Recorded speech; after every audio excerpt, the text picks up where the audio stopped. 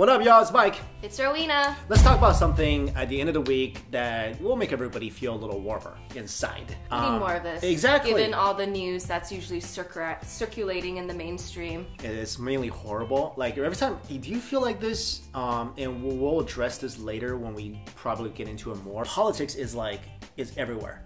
It's you know, political news is like front and center. It's all about, every time you turn on any news, it's politics, it's war, it's terrorism. That's like the three main thing. But right now in America, it's all about politics. But let's do something that's gonna make everybody feel a little better.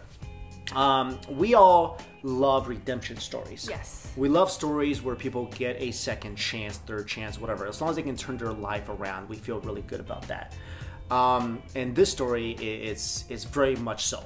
So a 38-year-old Playboy, the article uses that word a dozen times, crashed his Ferrari. It's like $150,000 Ferrari. Yeah. And that completely changed his life to become an avid philanthropist. And he's donated at least $3 million of his own money to charities, specifically within the cancer field, because his wife and his wife's only family member who's left is her younger brother. They both have cancer. This is something I'm not gonna say I have a personal, I can't relate to it personally, obviously, given these circumstances, but I went through something like this as well, where, you know, like in life, we pursue certain things, and most of the things we pursue are money or things, status, right? That's like, I know that's not everybody, but for a lot of people, that's their thing. That's what their money and power, right? That's the, you know, that's the double, I don't know, Mount Everest aspiration for a lot of people.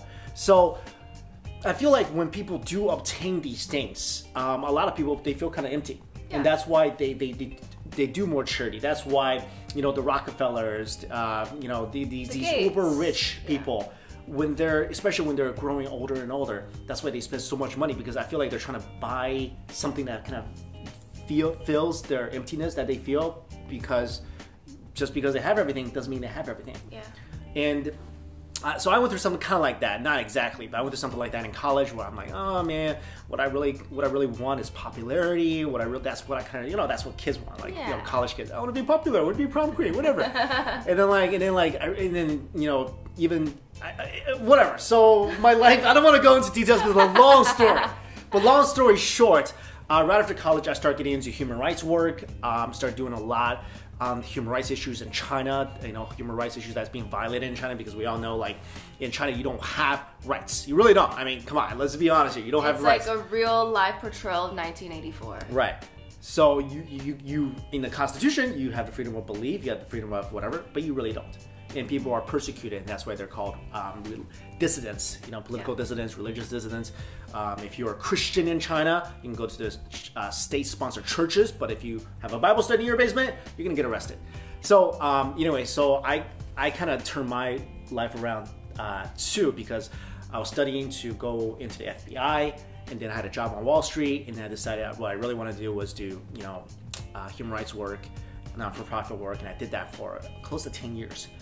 But this guy, he also kind of had a revelation. Like you said, he crashed his Ferrari. He went to prison where he met a friend's father in prison. That he's known for a long time. He hasn't seen in 15 years, but he pretty much grew up with and admired ever since he was young. Right. Because he had all the things, the cars, the houses. Exactly. And then he realized in prison, all he has was a mattress and a pillow. And he's like, well, I'm just like everybody else. I'm not a big shot. And that's the thing, right? Like, if people think they're a big shot, they're like, I'm so important, I'm so important. That's why you get people going around, if they get pulled over by the police, they're like, you know who I am? Okay, everyone's, look, get off your high horse, whatever. So this guy definitely got off his high horse. And I think that alone is worth noting, because a lot of times people who do get into these situations like, let me call my lawyer, where's my father? You don't know who I am. And they don't learn their lesson. They don't. Even if they are sent to prison, they often don't learn their lesson. They feel like they're the one who's wronged. So he goes to prison, and then he comes out and he starts traveling. He went to Brazil. Find himself. Yeah. He met his wife.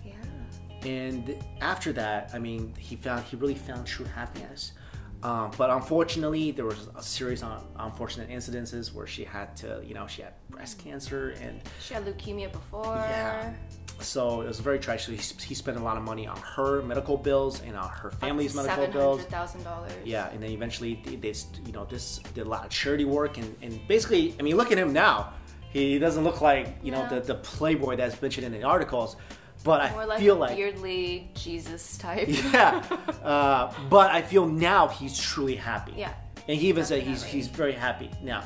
So I guess I don't know. I love it when I hear when people find what makes them happy, and I can tell you right now, I have heard very few examples of people who are happier because they won the lottery. Yeah. You know what I'm saying? No one's happy when they win the lottery. Did you ever hear about the lottery curse? At first you're really happy, but then the taxes and then the people start coming to you wanting money. You ever heard about the lottery curse? No. The lottery curse is, if you look at the past lottery winners, most of them are right now either broke or their lives are in shambles. Yeah. It's the lottery curse. Personally, I think it's the whole getting something that you didn't work for. Exactly. If you just get the sum of money, you don't know. It's like rich kids who kind of grow up with the silver spoon in their mouth. Yeah. And the same thing with people who win the lottery. They didn't work hard for it, so they don't know what it means to work hard for money, so they don't know how to cherish it. Also, I kind of think there's something cosmic about it. Yeah. Because I feel like, you ever feel like if something really good happens to you one day, you're like, man, that's not good. Because if you have a bunch of good things happen to you, you're like, something bad's gonna happen. You ever feel like that? Because it's impossible to have multiple good days in a row. Right. Have all these good things happen to you. You're like, oh man, if something really good happened, you're like, oh no, this is I don't know, this is good. Too good to be. When it's too good to be true, it is. Yeah. So I'm really happy for him, and I know they did go through a lot of bad stuff after he got married. His wife suffering all these illnesses, but it seems like she's doing better now, and I wish the best for him, and I just love the story, and I hope you guys did as well. I have one thing to add. I think it's such a beautiful thing when you look inward and kind of reflect on the life you've lived, especially for someone like him. After coming out of prison, instead of going back to do all the things that he did, he chose to try to rediscover who he is and what's important to him by traveling. And while he was traveling, he met his wife. He actually overheard her at a bar or at a club talking about her work in Africa with the UN.